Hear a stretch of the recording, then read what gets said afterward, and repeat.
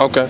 And how is it like, because I've done interviews with you in the past, and some promoters try to catch you with your pants down in the sense of not giving you a full training camp. So this one wasn't, you just said it wasn't necessarily ideal because you kind of overtrained because you're going to be on an earlier card.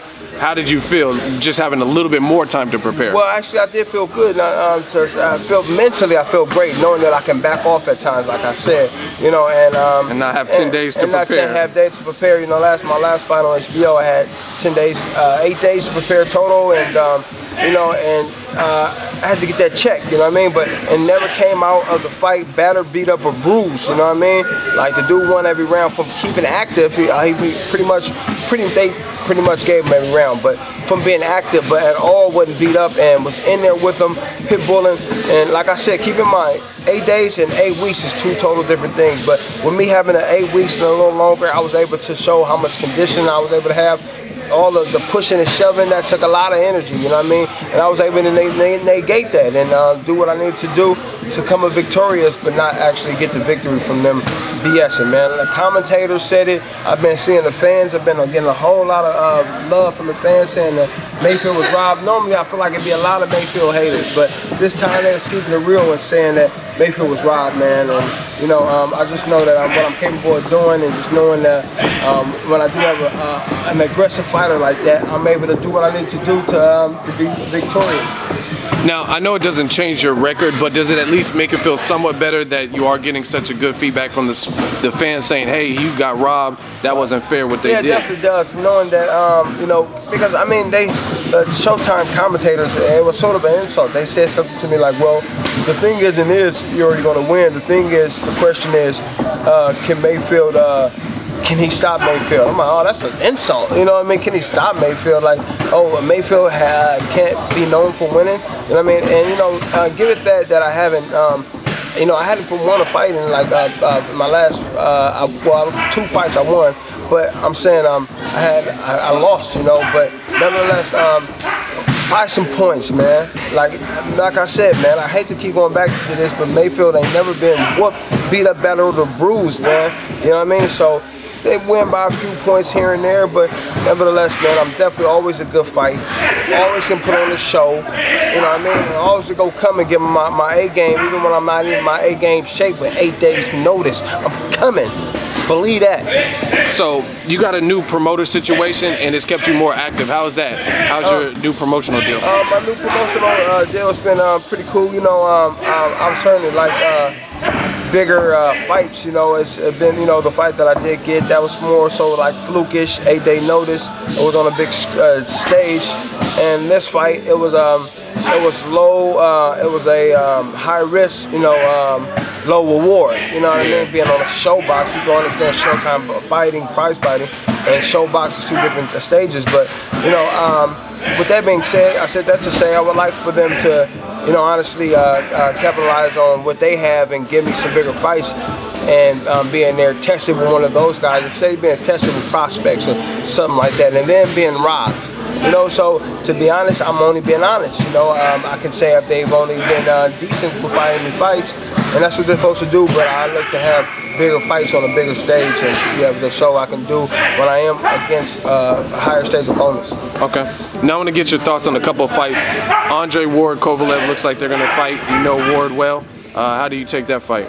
Man, Andre Ward, Kovalev, man. Kovalev is a beast. Kovalev punches hard. And man, what can I say though? A Ward, man. A Ward.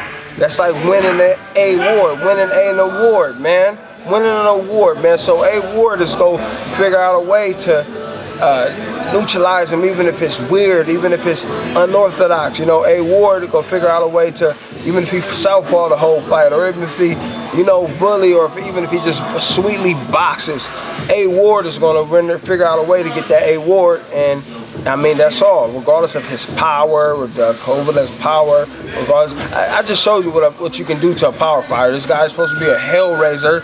You know what I mean? It was like, man, Mayfield, he doesn't really do much boxing, but he can punch like hell. You know, that's something my promoter said. But I was like, okay, damn, they sound like they, you know what I mean? Yeah, okay, let's get it. You know what I mean? But you've seen what can happen to a puncher that's supposed to be a puncher.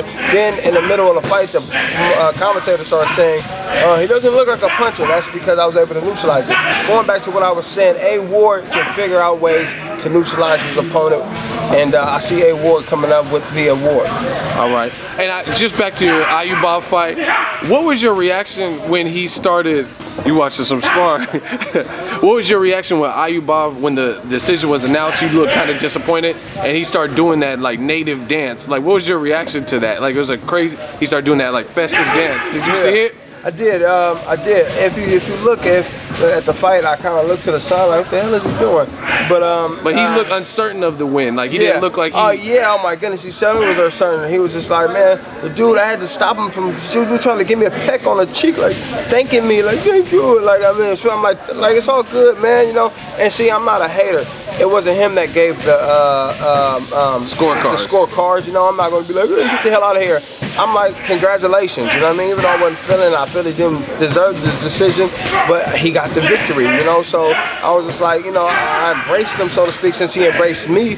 But it's like, hold on, bro, then, oh my goodness, I mean, this is after the fact, but he came to speak to me 3 times after the fight, like, screams, like, I think he felt bad. He was like, man, you know, and it just was explaining certain things to me, and it was just like, nevertheless, I was certainly like a rematch with Dude. I doubt if they want to give me a rematch, but I would like a rematch with Dude, man, and, you know, do it over, man. The fans thought it was a good fight, and it was one of the good fights, best fights on that card that night, and, I mean, I just look forward to keep moving, man. Okay, and another fighter you know a lot, Andre Berto, who trains out here in the Bay Area, he may fight Danny Garcia, a guy you've sparred. What do you think of that particular fight? It's a good fight. I sparred both of them.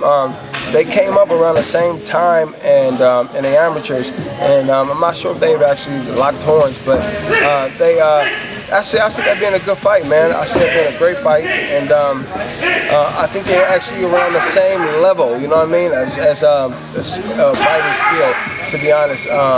One possesses a little bit of this, one possesses a little bit of that, but that's a very good, fair fight, and that's it could be 50-50, man. But I'm just leaning towards that. Okay. And what can we expect from Kareem Mayfield next? What's next for you? What's next for me, man, is you know, I stay grinding just to grind. I grind for the health-wise, so I do stay in shape for the most part. But I mean, to be honest, man, I think me and my brother want to do another show in the Bay, man. They want to see me out here. And my brother, LaRon Mayfield, Mo Better Entertainment, I think we're going to do another show out here, put it together, use our own money, and put it together, man, because it seemed like nobody else is knocking on the door for the big opportunity, so we got to create our own. And I mean, outside of boxing, you know, I got my apps that's doing real well. Skid Plate, shoe accessory that makes a dope spark. Skidplate.com, check it out, man. It's dope for children, general recreational, street performances and everything, man. But nevertheless, man, then I got Soul Champ coming out, man. But there's some real smooth stuff, man, that's coming from Kareem Mayfield and the team. Always working. And where can the fans follow you on social media? Hey, man, they calling me Rice Krispie, man, on Snapcrack, man, on Snapchat, Snap the crack, man, Snap crackle and pop, goddammit. So they calling me Rice Krispies, man, because my snaps be cracking and popping. Nah, but that's Hard Hitter SFZ at Snapchat. That's SFZ, San Francisco Zoo, man. Hard Hitter, HITTA. Hitter, man, not hitter. Hard Hitter SFZ, alright? And Instagram, Kareem Mayfield, Kareem Hard Hitter Mayfield. And Twitter, Kareem Mayfield 1. Follow me, man. I'm a cool cat. I got a lot of things going on, man, and I'm networking, and that's just popping, man. All right, look forward to seeing you back in that ring, and hopefully you get a fair shake this time. And we out. 100.